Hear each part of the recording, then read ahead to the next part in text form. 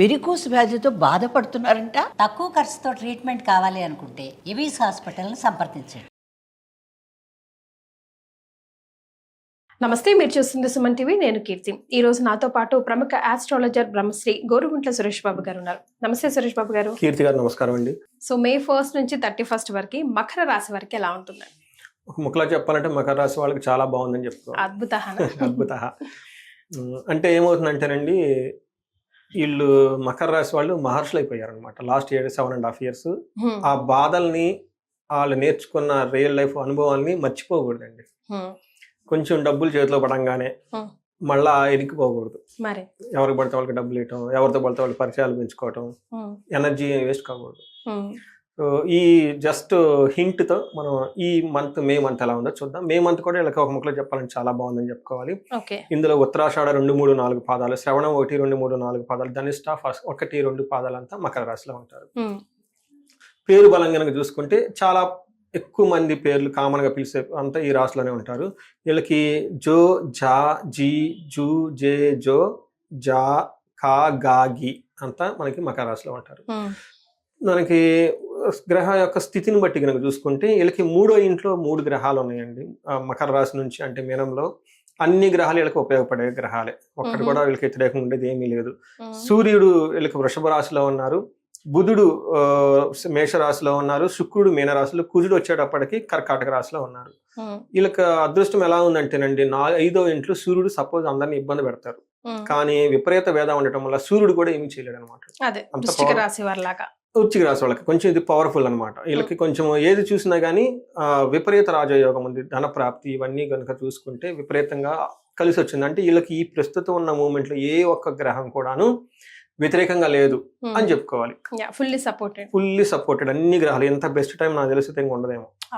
ఎట్లాంటి వాళ్ళని సరే ముందుకు ఇప్పటిదాకా ఇంకా కొంచెం ఏళ్ళనాటి శనిలో ఆ మెంటల్ ఇంప్రెషన్స్ తో ఉండి బాధపడే వాళ్ళు చాలా మంది ఉంటే వాటిని వదిలించుకుని బయటికి రావాలి. అందుకే నేను ఎప్పుడు ఏం చెప్తానంటే అండి, ఇయర్లీ ఒకసారి ఖచ్చితంగా ఒక మంచి ఆస్ట్రాలజర్ దగ్గరికి వెళ్ళి హారోస్కోప్ స్క్రూటినైజ్ చేయించుకోవడం చాలా చాలా ఉత్తమం. ఎందుకంటే ఇప్పుడు 7 సంవత్సరాల నుంచి చాలా ఇబ్బంది పడి ఉన్నా, మైండ్ లో ఆ ఇంప్రెషన్స్ ఉంటుంది. ఉండేసి నేను ఏ పని చేసినా కలిసి రాదు, నాకు ఈ ఇబ్బందులు ఆ ఇబ్బందులు లోన్ ఇందులోనే ఉండిపోతాం, బయటకు రాము, ముందుకు రాము. ఇప్పుడు అంతా బాగుంది, గో హెడ్, మంచి ప్లాన్ చేసుకోండి, చక్కగా సపోర్ట్ వస్తుంది. ఇంకా ఆ ఏడిపే ఎడవకూడదు, ముందుకు వెళ్ళిపోవాలి, ఇలా ఉండాలన్నమాట. ఇది చాలా ఇంపార్టెంట్ అనమాట. అందుకని రాశి ఫలాలు చూడటం ఇట్స్ మ్యాండేట్. ఎందుకు పెట్టారంటే గుళ్ళల్లో పెట్టారు డైరెక్ట్ గా తెలుసుకోవటం గురించి.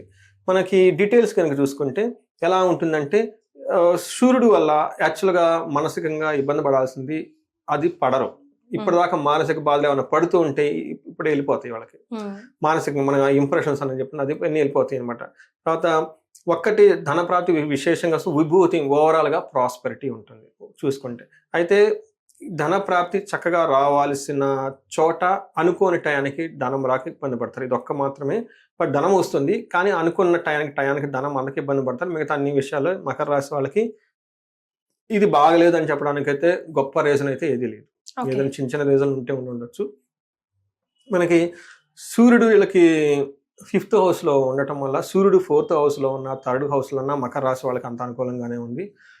వీళ్ళకి గ్రహాలకు అతిథులు అయిపోయారు ఈ మధ్య సడన్ అనుకూలంగా మార్చేసుకుంటున్నారు. వీళ్ళ లెక్క అలా ఉంది. సో సూర్యుడు 5th house లో ఉండటం వల్ల ఏమవుతుందంటే ధన ప్రవాహం చాలా బాగుంటుంది. జనరల్ గా అయితే బుద్ధి చాంచల్యం ఆప్నోతి అంటారు. అంటే ఏం చేద్దాం ఎలా అంటే రకరకాల డిసిషన్లు తీసుకుంటే ఇబ్బంది పడే టైం నుంచి, బట్ ఈసారి వీళ్ళ మైండ్ చాలా క్లారిటీగా క్లియర్ గా ఉంటుంది. పెళ్లి పిల్లల విషయం అండి, అన్ని విషయాల్లో బాగుందండి. వీళ్ళకి మే మంత్ అన్ని గ్రహాలు అనుకూలంగా ఉంది.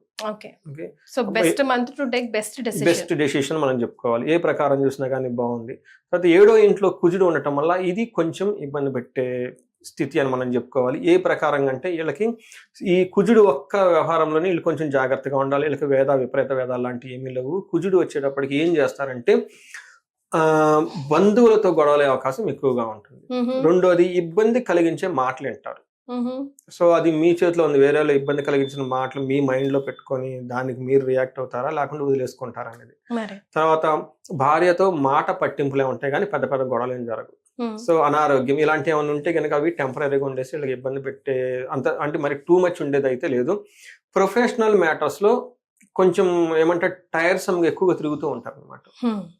ప్రొఫెషనల్ మ్యాటర్స్లో ఏదైనా కనుక పని చేస్తే అంత తొందరగా రిజల్ట్ రాదు. బట్ ఇవన్నీ చిన్న చిన్నవన్నీ నేను చెప్తూ ఉంటాను. బట్ ఓవరాల్గా బాగుంది. సెకండ్ హౌస్లో ఉండటం వల్ల దుర్మార్గుల సహవాసం, బీ కేర్ఫుల్ ఇట్.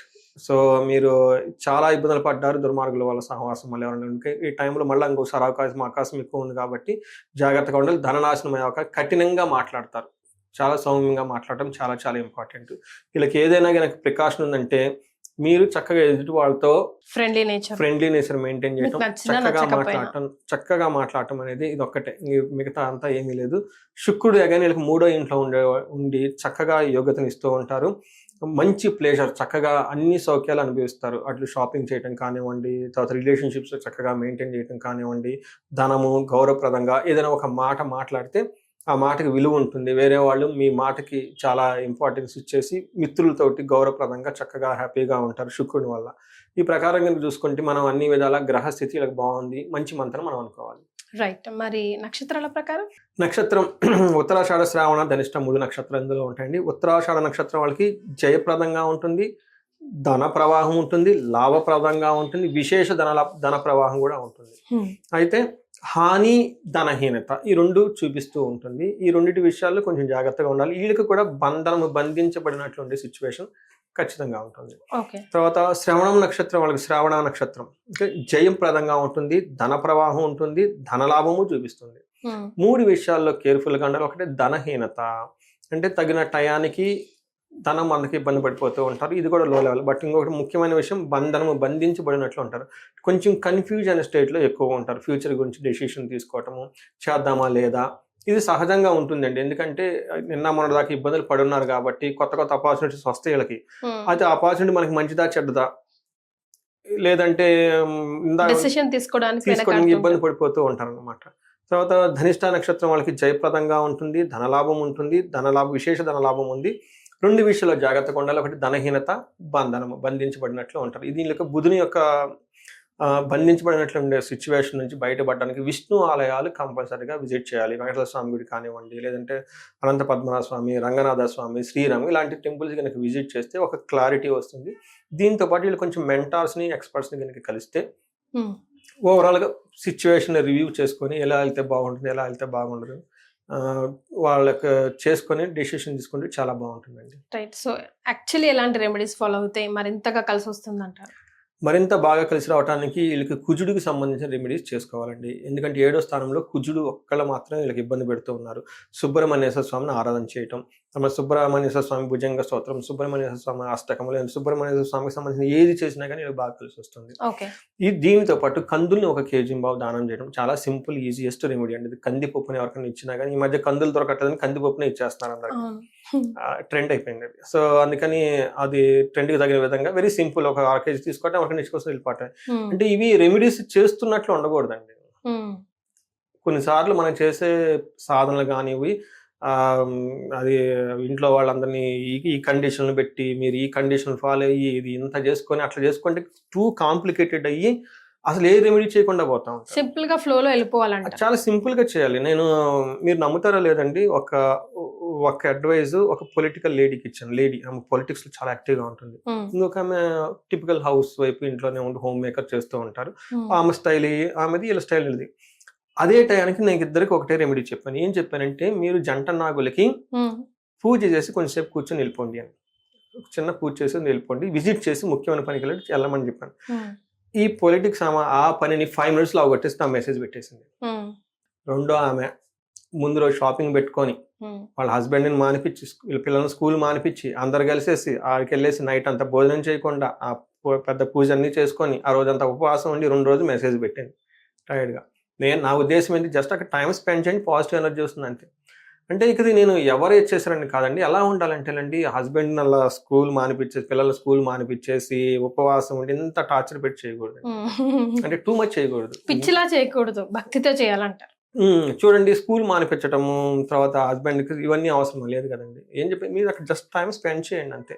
జంట నాగులు ఎక్కడ ఉంటాయండి, రావి చెట్టు కింద ఉంటాయి. నాగుల కట్ట అంటారు, అశ్వత్థ అంటారు కన్నడలో.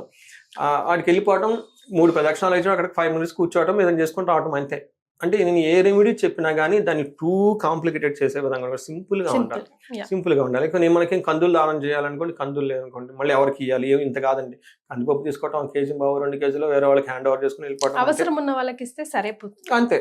దాంట్లో ఇంకా దానికి ముందు వెనక ఎంత కాదు. సో మనం ఏది చేసినా ప్రోగ్రెసివ్ సైడ్ ఉండాలి. సో నన్ను మెడిటేషన్ చేసే ముందు చాలా మంది 100 క్వశ్చన్లు అడుగుతారు. టీవీ చూడొచ్చా, నాన్ వెజ్ తినొచ్చా, తర్వాత నేను చేస్తున్నాను మా ఇంటి వాళ్ళు ఒప్పుకోవటం లేదు, ఏ మూల కూర్చోవాలి, ఏ డైరెక్షన్లో కూర్చోవాలి. ఆయన ముందు నువ్వు స్టార్ట్ చేయి, ముందు 10 రోజులు 20 రోజులు చెయ్యి, ఆ తర్వాత ముందు చేయకుండా నేను ఎందుకు. ఎక్స్పీరియన్స్ గెయిన్ చేసుకోవడం ఇంపార్టెంట్. అందుకని మాకు చెప్తారండి, మనం చేసే ఆధ్యాత్మిక కార్యక్రమాలు వేరే వాళ్ళకి ఇబ్బంది కలగకూడదండి. నువ్వు మీ గురించి హస్బెండ్ని మార్చి పిల్లల్ని మాడిస్తే ఏముండదు మరి కదా, పక్కింటి వాళ్ళకి చేసి పెద్ద పెద్ద మైకులు పెట్టి గోల చేసి ఏదైనా భక్తి ప్రధానం. మనం చేసే వాని వల్ల ఇంక్లూడింగ్ భక్తి మనం చేసేది మంచే, అది మనకు మంచి కదా, వేరే వాళ్ళకి కాదు కదా. వాళ్ళ అభిప్రాయాలు వేరే విధంగా ఉంటాయి, వాళ్ళని గౌరవించాలి కదా, అదే కదా భక్తి అంటే ఫస్ట్. మరి రైట్. సో మొత్తానికి May 1st నుంచి 31st వరకు మకర రాశి వరకు సూపర్ గా ఉంది. ఈ చిన్న చిన్న రెమెడీస్ ఫాలో అవుతే మరింత అద్భుతంగా ఉంటుందని తెలియజేశారు. ధన్యవాదాలు. ధన్యవాదాలు.